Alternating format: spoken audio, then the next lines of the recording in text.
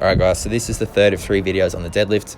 In this video we'll go over the start position, so that'll include the position of your hips and how and why to generate tension before you break the bar off the floor.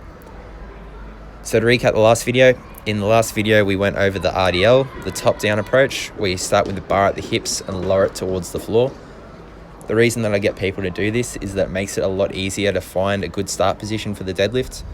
So if you keep the bar close, push your butt back, as the bar passes the knees, let the knees bend, take it all the way to the floor. Right off the bat, you should be in a pretty strong and safe position to pull from. So have a look at the bottom position here. Bar is close to the shins, and you'll notice that the shoulder joint is directly vertical over the bar, maybe slightly in front. Those are the 2 main criteria for a good start position. But for each person, it's going to be slightly different.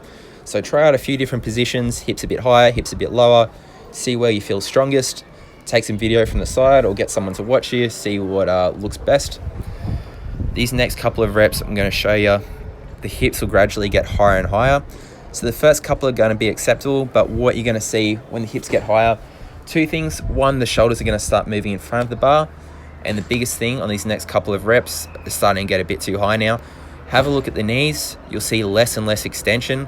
What this means is less and less leg drive. By the time you get all the way up to this next couple of reps, you've actually taken the legs out of the equation.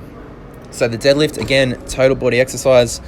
Yes, you're using your hips, but you're also using a significant amount of power and strength from your legs.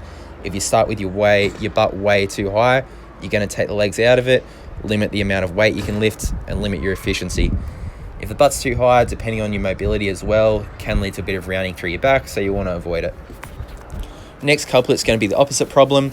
The first rep's going to be pretty good, but from there, the hips are going to start getting lower and lower. What you'll see is the shoulders will start to come behind the bar.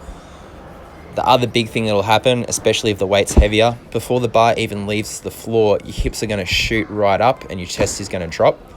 So with the deadlift and with any compound lift really, any movement from your body should result in movement of the bar. So if your hips are shooting right up and the bar's still sitting on the floor, it's inefficient and you're leaving kilograms on the table. The other problem is if you start with your butt too low, again, it can lead to a little bit of rounding through the back.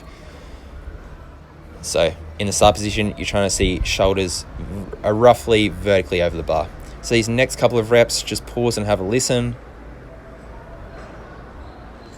And have a look at the upper back as well. You'll hear a bit of rattle as the bar comes off the floor, and you'll see a bit of movement in the upper back. That's because I'm not generating tension before I lift it off the ground.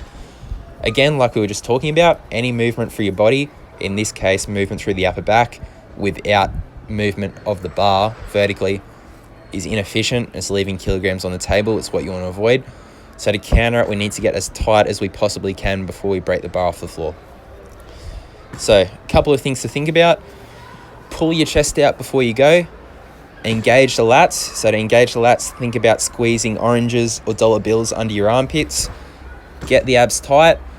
And if the bar weighs 50 kilos, think about you're pushing your legs into the ground with about 40 kilos of force as you do those things that I just mentioned before. So you're getting yourself tight as you can before the bar even leaves the floor.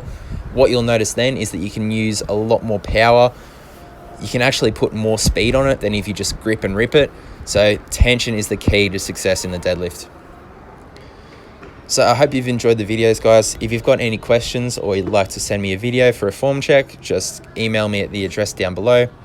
And until next time, happy lifting, guys.